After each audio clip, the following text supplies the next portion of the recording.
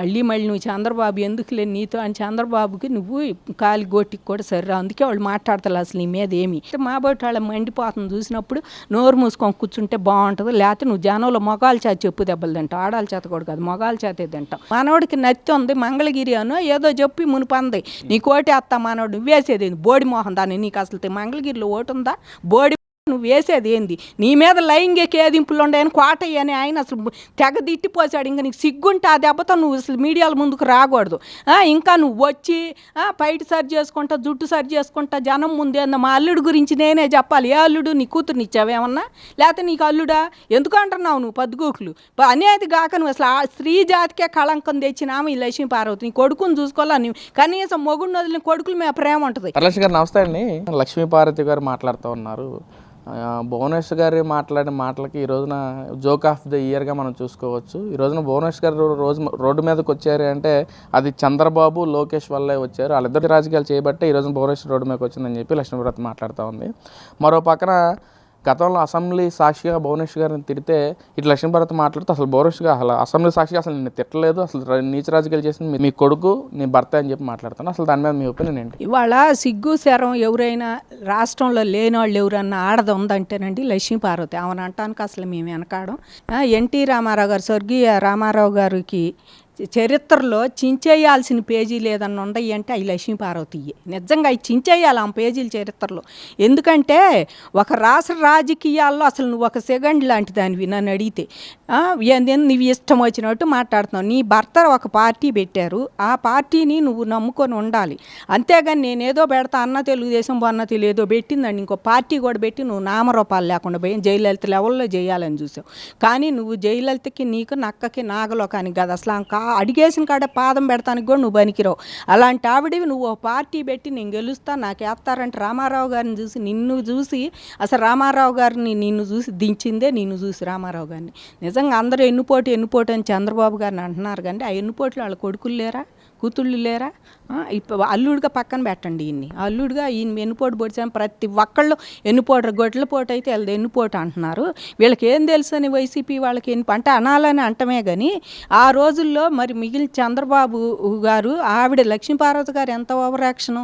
బయటకు వస్తే ఆమె ఏదో చరిత్ర సృష్టించిన మొగుడికి ఇడాకులు ఇలా నీకు ఒక కొడుకు ఉండాడు, వాళ్ళిద్దరిని వదిలేసి నువ్వు చంద్రబాబు రామారావు గారి దగ్గర జీవిత చరిత్ర ఇప్పుడు రాయి జగంద పోయి రాయి, నువ్వు అదే చరిత్ర జగంద రాస్తే బాగుంటుంది. ఎందుకంటే పొగుడుకుంటున్నావు కదా సింహం రైంది రాయలసీమ సింహం లేకపోతే ఆ సింహం ఈ సింహం అని ఆయన్ని పొగుడుతున్నావు కదా జగన్మోహన్ రెడ్డి గారిని. పొగిడితే పొగుడుకొని నీ ఇష్టం, కానీ నీ భర్త పార్టీని వదిలేసి నువ్వు నీకు నచ్చనప్పుడు నువ్వు వాళ్ళ మీద చెయ్యి ఒక పార్టీకి ఎన్నుకాయబాకు. అయ్యా నా భర్త పెట్టిన పార్టీ ఇది, నీకు నిజంగా వీళ్ళు నా కూతుళ్ళు నా అల్లుళ్ళు అని పదే నా మనవడు అని చెబుతా మాకు వినటానికి పడు అసలు సిగ్గేస్తుంది. నిజంగా వినటానికండి ఆంధ్రప్రదేశ్ జనానికి మొత్తానికి సిగ్గేస్తుంది. ఆమెకి వేయటం లేదేమో ఆ మీద ఇంకా నేను ఉండాను రామారావు భార్యనని చెప్పుకోవడానికని వస్తుంది. కానీ ఇప్పుడు ఆవిడ ఇవన్నీ నిజంగా ఆవిడకి పుట్టిందా భువనేశ్వర్ గారు ఆమె పుట్టిందా లేకపోతే నీకు పుట్టిన పిల్లల వాళ్ళంతా కూడా మాట్లాడితే నువ్వు వాళ్ళందరిని అంటావు. నీకు అంటానికి హక్కు లేదు. నిన్న ఆ రోజు అందరు కలిసే నిన్ను బయటికి వద్దు నువ్వు పార్టీ చేసి నువ్వు ఇంకా చెడగొడతావు. నిజంగా బాబు గారి చేతిలో తీసుకోబట్టి ఇంకా ఈ 44 ఏళ్ళ ఎన్టీఆర్ తెలుగుదేశం నిలబడి ఉంది. ఇంకా అదే లక్ష్మీపార్వతి చేతిలో ఎప్పుడో పోయేది. నీ ఇష్టమైన వాళ్ళే సూట్ కేసులు పంపించుకున్నావని అందరు చెప్పుకున్నారు. ఇప్పుడు వచ్చి నువ్వు భువనేశ్వర్ నీచ రాజకీయాలు మీ ఆయన చేస్తుంటే బయటకు వచ్చిందంటే అంటే రామారావు గారు చేస్తుంటే నువ్వు బయటకు వచ్చి ఆ పార్టీలోంచి పక్క పోయావా? నీచ రాజకీయాలు రామారావు గారు చేస్తేనే కదా నువ్వు పక్క పార్టీలో పోయి నువ్వు ఎవరు అసలు మీ ఆయనకి వ్యతిరేకంగా పుట్టిందే కాంగ్రెస్, ఆ కాంగ్రెస్లోంచి వచ్చిందే వైసీపీ. నువ్వు ఆ వైసీపీ కాంగ్రెస్ ఎంపీగా చేసి అవన్నీ చేసి ఇప్పుడు వైసీపీలోకి పెట్టి నాయకుడు అయ్యాడు జగన్మోహన్ రెడ్డి. అలాంటి వాడిని నువ్వు ఎంకరేజ్ చేసి పొద్దుగూకులు బొగుడుకుంటా నువ్వు వీళ్ళని తిడతాం ఎందుకు? నీకు ఇష్టం లేనప్పుడు అసలు సైలెంట్ ఊరుకోవాలండి. ఆ పార్టీ నిజంగా తెలుగుదేశం మీద కానీ ఎన్టీఆర్ గారి మీద అభిమానం గౌరవం ఉంటే ఆమె నోరు మూసుకొని ఇంట్లో కూర్చోవాలి. పోనీ నీకు నచ్చకపోతే బయటకు వచ్చి ఎప్పుడన్నా ప్రశ్నించు. ఏంటయ్యా చంద్రబాబు ఇలా చేస్తున్నావేంటి, అది మా ఆయన గారు పెట్టిన పార్టీ నా బాధ అనిపిస్తుంది. అంతేగాని నువ్వు ఎవరినో వెనకేసుకొచ్చి పక్క పార్టీలోకి దూరి ఆ పార్టీ సభ్యత్వం బుచ్చుకొని వచ్చి ఆ పార్టీ తరఫున ఈ పార్టీని మీ ఆయన గారు పెట్టిన పార్టీని తిడతాం అనేది చండాలమైన పని. అది నీకు మైనస్. ముందు అసలు భర్త పెట్టిన పార్టీని దెక్కరి చేరే పార్టీలో నువ్వు సభ్యత్వం తీసుకోవటమే నీకు అసలు చండాలమైన పని. దాని దాని తోడు ఇంకా అమ్మ మీ ఆయన చేసే నీచ రాజకీయాలంటే ఏం చేస్తున్నాడు, కొడుకు చేసే నీచ రాజకీయాలు. కొడుకు చదువుల్లో ఉన్న అంత మార్పు, విద్యా వ్యవస్థలోనే మార్పులు తేవాలని చూస్తున్నాడు మనోడు. ఇవాళ నువ్వు మనోడికి నత్తి ఉంది, మంగళగిరి అనో ఏదో చెప్పి మునిపంది నీ కోటి అత్త మనోడు నువ్వు వేసేది బోడి మోహన్ దాన్ని. నీకు అసలు మంగళగిరిలో ఓటు ఉందా? బోడి నువ్వు వేసేది ఏంది? నీ మీద లైంగిక ఏదింపులు ఉండేయని కోటయ్య అని ఆయన అసలు తెగ తిట్టిపోసాడు. ఇంకా నీకు సిగ్గుంటే ఆ దెబ్బతో నువ్వు అసలు మీడియాల ముందుకు రాకూడదు. ఇంకా నువ్వు వచ్చి పైట సరి చేసుకుంటా, జుట్టు సరి చేసుకుంటా జనం ముందేందో మా అల్లుడు గురించి నేనే చెప్పాలి. ఏ అల్లుడు? నీ కూతురుని ఇచ్చావేమన్నా? లేకపోతే నీకు అల్లుడా? ఎందుకు అంటున్నావు నువ్వు పద్దుగూకులు? అనేది కాక నువ్వు అసలు ఆ స్త్రీ జాతికే కళంకం తెచ్చినాము ఈ లక్ష్మీ పార్వతి. నీ కొడుకుని చూసుకోవాలా నువ్వు? కనీసం మొగుడిని వదిలిన కొడుకుల మీద ప్రేమ ఉంటుంది. నీ కొడుకుని కూడా పక్కన పెట్టి ఏదో మూట మోద్దాం, లేకపోతే నేను పదవులు వీళ్ళందరినీ తీసుకొద్దాం అనుకున్నావేమో. కానీ చంద్రబాబు గారు రామారావు గారు పెట్టిన పార్టీకి వాళ్ళ పిల్లలు లేకపోతే వాళ్ళు ఇంటి కుటుంబ సభ్యులు ఎవరో ఒకళ్ళు కావాలి, అంతేగాని నువ్వు కాదు. వాళ్ళ పిల్లలు ఇష్టపడి ఆ రోజు బాబు గారి పట్టం కట్టారు. కొడుకులు వాళ్ళంతా సినీ ఫీల్డ్లో ఉన్నాడు, మాకు అంత అనుభవం లేదు, ఫస్ట్ నుంచి రాజకీయాల్లో ఉన్నాడని ఆయనకు పట్టం కట్టారు. ఆయనే ఇవాళ పార్టీని నడిపిస్తున్నాడు అన్ని రకాలుగా, అభివృద్ధి పరంగా కానీ పార్టీ పరంగా కానీ. ఇక్కడ అసెంబ్లీ సాక్షిగా భువనేశ్వర్ గారిని తిట్టారని చెప్పి ఈ రోజున భువనేశ్వర్ గారు ముందుకు వస్తూ ఉంది. మరి ఈ రోజున అధికారంలో ఉన్నది మీరే కదా, అవి మొత్తం తీసుకుని బయటకు వచ్చి నిరూపించవచ్చు కదా అని చెప్పి కూడా మాట్లాడుతున్నానండి లక్ష్మీ పార్వతి గారు. నిజంగా ఏంటి దాని మీద? అంటే నీ కూతుర్ని బజార్ని వేయాలని నువ్వు కూతురు అంటున్నావు కాబట్టి చెబుతున్నాను. కూతుర్ని బజార్ వేయాలని నువ్వు కూడా చూస్తున్నట్టుండవు. అసెంబ్లీ సాక్షిగా ఉంటే అంబటి రాంబాబు ఎన్ని అన్నాడు అందరికీ తెలుసండి. వాళ్ళు మా నోటితో మేము చెప్పలేము.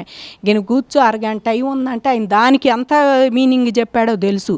కొడాలి నాని ఎన్ని అన్నాడో తెలుసు. వంశీ అన్నందుకే ఇవాళ తెలుగుదేశానికి రాలేక మొహం చూపించుకొని పక్కన వైసీపీకి కూడా కామ్ కూరుకుంటున్నాడు. ఇవాళ మొహం చూపించి ఎన్ని అన్నాడో అందరికీ తెలుసు. ఆడు ఇవాళ జగన్మోహన్ రెడ్డి గారిని అడ్డం పెట్టుకొని వీళ్ళందరూ మాకు ఏదో పదవులు ఇస్తాడు ఆయన అని చెప్పి ఆయన నవ్వు కోసం, ఆయన చిరునవ్వు చూడటానికి భువనేశ్వర్ గారిని మరి ఇంకా అనకూడదు మనం. ఇక మేమైతే అనలేమండి. ఇంకో పర్సన్ని పెట్టుకొని మీరు ఎన్ని అన్నారో అందరికీ తెలుసు.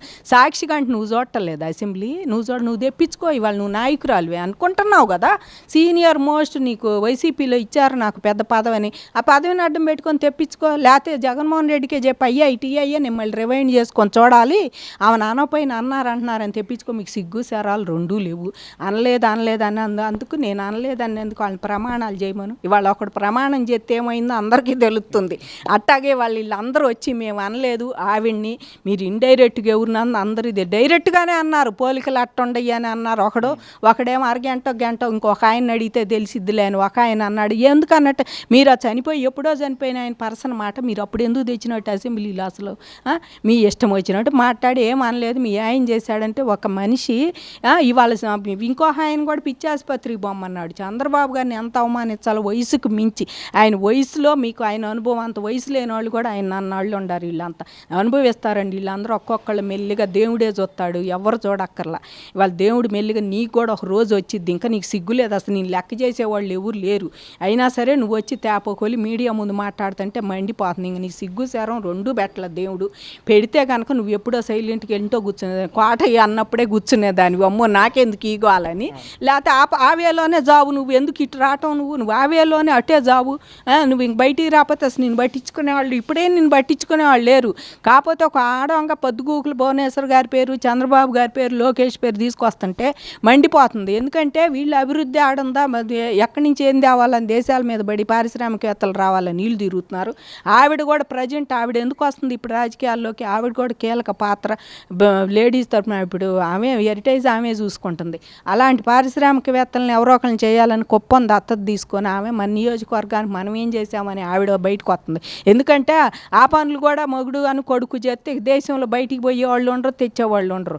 వాళ్ళ పని వాళ్ళు చేసుకుంటున్నారు. ఆమె ఏదో ఆమెకు తగ్గదా, మా అత్తగారు ఊరు ఆ నియోజకవర్గం మా ఆయన గారు నుంచున్నారనేది అతను నీకు అది సిగ్గు కూడా లేదు కదా. మా ఆయన గారు పెట్టిన పార్టీ ఎడిపోతే నాకెందుకు, నేను జగన్మోహన్ రెడ్డి నోటేసుకుంటే చాలు. నువ్వు జగన్మోహన్ రెడ్డి పలుకులు చిలక పలుకులు పలుకుతుంటే బయటకు వచ్చిన రోజల్లా మైకు తీసుకొని హీహి అని సిగ్గు లేకుండా పొళ్ళీకులు ఎత్తా. ఇప్పటికైనా ఈ సెగండి ఇంట్లో కూర్చుంటే బాగుంటుందండి. నువ్వు వైసీపీ తరపున ఎన్ని చెప్పినా నమ్మేవాళ్ళు ఎవరు లేడు ఇక్కడ. జగన్మోహన్ రెడ్డికి ఏమైనా నవ్వుకుంటాడేమో కానీ నీ వీడియోలు చూసి నమ్మేవాళ్ళు అయితే ఎవరు లేరు. ఒక్కొక్కళ్ళు నువ్వు బయటకు వచ్చి నలుగురిలో మాట్లాడితే నిజంగా నీ చెప్పు తీసుకొని కొడతారు. ఎందుకంటే నువ్వు అసలు లెక్కే లేదు జనానికి. నువ్వు అనుకుంటున్నాను ఎన్టీఆర్ భార్య అని, నువ్వు చరిత్ర రాయటానికి వచ్చి ఆర్మణి వాయించుకునేదాన్ని వాడు వాయించుకో, జగన్మోహన్ రెడ్డి ముందు కూర్చొని వాయించుకో. అంతేగాని ఈ రామారావుని లేకపోతే వీళ్ళందరి ఫ్యామిలీలోకి వీళ్ళని లాగి మా కూతురు మా అల్లుడు మా మనవడని ఇట్లాంటివి చెబితే మాత్రం నేను ఎవరో ఒకళ్ళు ఈసారి కనపడితే చెప్పు తెగేతాత అంటారు. మళ్ళీ ఆడాల చేత అనిపించుకోవద్దు, నువ్వు ఇంట్లో కూర్చో కాముగా. మేము ఎంతసేపటికి ఆంధ్రప్రదేశ్ ముందుకు ఎట్టబోవాలని ఊరికి ఇంట్లో ఉండాలని కూడా అనుకుంటున్నాం. ఇవాళ సమయం అమరావతి రైతులము ఇంట్లో కూర్చొని మాకు ఉద్యమం వచ్చిందా కాస్త తెలివి వచ్చి అయ్యో ముందుకు పోతే బాగుండు మన రాష్ట్రం ఎట్ట అయిపోయిందని మేము అనుకుంటుంటే నువ్వు ఇంట్లో కూర్చొని ఇంకా మళ్ళీ జగన్మోహన్ రెడ్డి వస్తే అప్పులు కొప్పలు చేసి సంక్షేమ పథకాల రూపంలో ఓట్లు కాజేసి ఏది అడ్డం వస్తే తనఖా పెట్టి రాష్ట్ర ఒక్క ఇన్కమ్ వస్తుందా? ఇవాళ ఎయిర్పోర్ట్ ఉంటే ఎంత ఇన్కమ్ వస్తుందండి దానికి ఎంత ఇన్కమ్? కాంట్రాక్ట్ ఈ కాంట్రాక్ట్ ఇకపోతే చంద్రబాబు నుంచి టాపీ తీసుకొని కడతాడా, లేకపోతే ఇంకొకరిని పిలిచి అని కడతాడా? కాంట్రాక్ట్లే కదా ఏదైనా కట్టేది. అదొకటి ఆలోచించుకొని మెదలకుండా కూర్చోమని కోరుకుంటున్నాను. లక్ష్మీపార్వతికి నిజంగా జనంలోకి వచ్చి మాట్లాడితే చెప్పు తెగేదత్త అంటారు ఆడవాళ్ళే. నిజంగా ఆడవాళ్ళు మగాళ్ళు కూడా అంటారు కేసులు పెడితే పెట్టాను. ఎందుకంటే ఒక్కొక్కళ్ళు మండిపోతుంది ప్రతివాడు. ఎప్పుడన్నా ఆమె వచ్చినప్పుడు అసలు ఫోన్లు చేసి తిట్టి కామెడీగా తీసుకొని దీని దన్నాలు అంటున్నారు. దీని దన్నాలు అమ్మాయి కనపడితే అసలు మన దారి రావట్లేదు, ఏడో ఉండి మాట్లాడుతుంది అని నిన్ను లకారాలు కూడా తిడుతున్నారు. నువ్వు ఆట అయిపోయినా అంటున్నారు. ఆ కోట ఈ పుణ్యం అంట. ఇప్పటికైనా అవి మానుకొని నువ్వు నీ పని ఏదో నువ్వు చేసుకొని నీ కొడుకు దగ్గరికి వెళ్ళాలనుకుంటే వెళ్ళు. అంతేగాని వీళ్ళు నా కొడుకులు నీ కొడుకు నిన్ను ఎవరు యాక్సెప్ట్ చేయరు. వాళ్ళ అమ్మ చచ్చిపోయి అన్నాళ్ళు అయింది, నాన్న చచ్చిపోయి అన్నాళ్ళు అయింది. ఎవరు పిల్లల్ని వాళ్ళు పెట్టుకొని హాయిగా వాళ్ళు బతుకుతున్నారు, వాళ్ళు బిజినెస్లో వాళ్ళు చూసుకుంటున్నారు, వాళ్ళ పనులు వాళ్ళు చేసుకుంటున్నారు. మళ్ళీ నువ్వు చంద్రబాబు ఎందుకులే నీతో అని చంద్రబాబుకి నువ్వు కాలి గోటికి కూడా సరిరా. అందుకే వాళ్ళు మాట్లాడతారు అసలు నీ మీద ఏమి. ఎవరన్నా కూడా మాట్లాడతారు అసలు మంత్రులు. కాకపోతే మా బయట వాళ్ళ మండిపోతుంది చూసినప్పుడు నోరు మూసుకొని కూర్చుంటే బాగుంటుంది. లేకపోతే నువ్వు జనంలో మొగాల చేత చెప్పు దెబ్బలు తింటావు, ఆడాల చేత కూడా కాదు మొగాల చేతే తింటాం అని గుర్తుపెట్టుకోమని లక్ష్మీపార్వతికి మరీ మనవి చేస్తున్నాం.